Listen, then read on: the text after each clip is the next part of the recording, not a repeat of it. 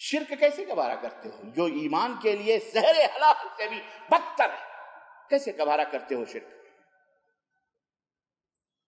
اتنی خطرناک بیماری اور اتنا خطرناک کینسر اور اتنا خطرناک زہر ہے کہ زمین کے ساتوں تہیں اجڑ جائیں، آسمان کے یہ گولے بکھر جائیں، چاند اور سورج ٹوٹ ٹوٹ کے ستارے بے نور ہو جائیں. اتنا بڑا ظلم ہے شرک، اور اللہ کے نزدیک اتنا گھٹیا، اتنا گھناؤنا، اتنی غلیظ ہے اللہ کے ساتھ شرک. تو وہ کفار مکہ سب مانتے تھے، لیکن کیا کہتے تھے؟ سنو، جو آج کل کے قبر پرست اور مجاور، اور میں کھلی بات کروں، درگاہی، مزاری، قبوری، یا جو اپنے آپ کو نہیں بھی کہتے ہیں، چشتی، قادری، نقشبندی، سہروردی، فلانی، علانی، ڈکانی، صوفیوں سے بیعتوں کے جو سلسلے جوڑے ہیں، سب کی میں بات کر رہا ہوں. کوئی سرخاب کے پر لگے ہوئے نہیں ہیں، اور سب ہمارے بھائی ہیں. اس لیے کہہ رہا ہوں تاکہ توبہ کرو اللہ تعالیٰ سے، ورنہ تمہاری یہ تسبیحیں جو بیٹھ کے ڈھکیلتے ہو نا، بدعت، انگلیوں پہ نہیں گننا ہوتا. شیطان نے کہا کہ یہ تسبیح ڈھکیلو، تسبیح.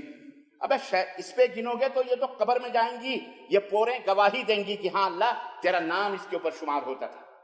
لیکن تیری یہ پلاسٹک کی، چائنا کی بنی ہوئی تسبیح جو کافروں نے بنا کے سعودی عرب سپلائی کری، تو خریدتا، چومتے ہیں ہمارے یہاں، چوم چام کے اس کو آنکھوں پہ رکھ کے باقاعدے.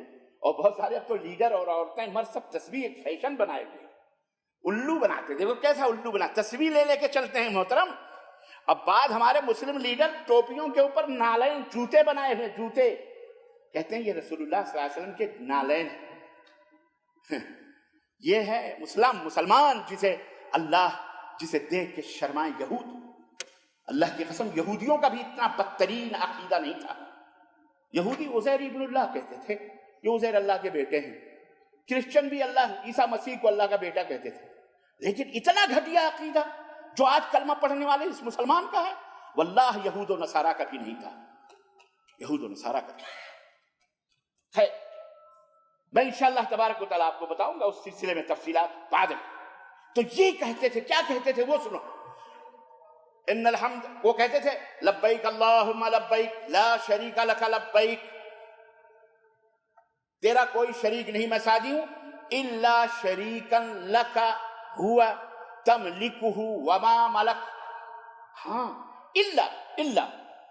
اللہ کا جو قلہ مارتے تھے وہ وہاں شیطان چھپا ہوا تھا، وہاں شیطان دوستی آتی تھی. الا شریکا لک ہوا تملکہ وما ملک. ہاں، ایک ساجیدار ضرور ہے تیرا جس کا تو مالک ہے، خالق ہے، پالنے والا سب کچھ ہے، اور جو چیز تو نے اسے عطا کیا ہے اس کا بھی تو ہی مالک ہے.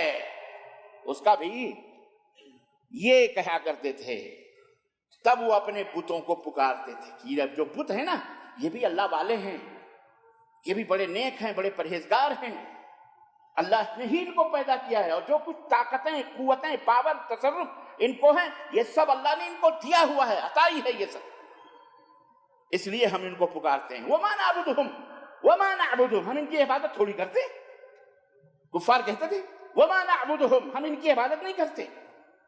إِلَّا لِيُقَرِّبُونَ إِلَى اللَّهِ زُلْفَىٰ، سوائے اس کے کہ ہم ان کو پکارتے اس لیے ہیں تاکہ یہ ہمیں اللہ سے قریب کر دیں، تاکہ ہمیں اللہ سے.